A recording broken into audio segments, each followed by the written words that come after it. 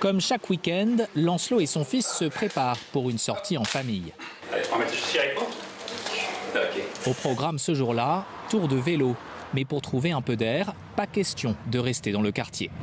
On est un peu obligé de prendre la voiture, de se déplacer, parce qu'il n'y a pas vraiment dans le quartier d'espace prévu pour ça.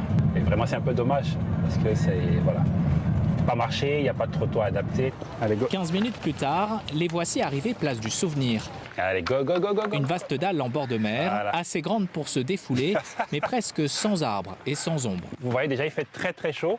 Du coup, quand on vient ici, déjà, on ne dure pas longtemps. Il fait très chaud. En plus, voilà, c'est vraiment que du béton. Il n'y a pas de banc pour s'asseoir. Mais voilà, c'est un peu par défaut qu'on est là.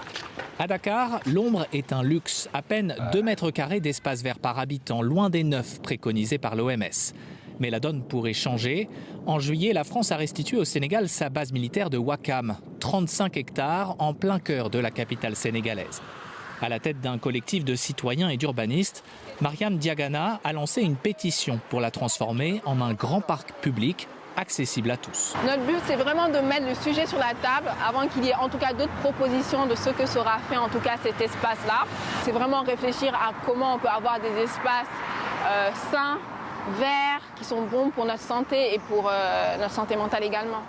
La pétition rassemble déjà plusieurs milliers de signatures et le collectif espère une rencontre prochaine avec les autorités.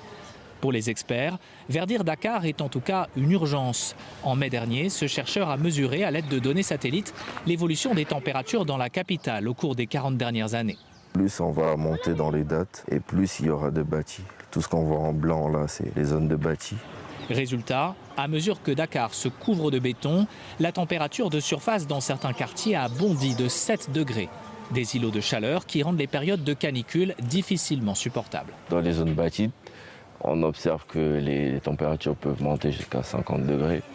Mais en ayant de la végétation aux alentours, les températures peuvent baisser d'environ 10 degrés. Les plantes, elles permettent à de l'eau de s'évaporer par les feuilles.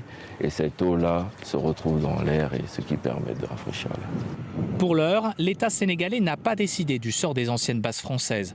Le Premier ministre Ousmane Sonko a évoqué une cession partielle pour renflouer les caisses publiques.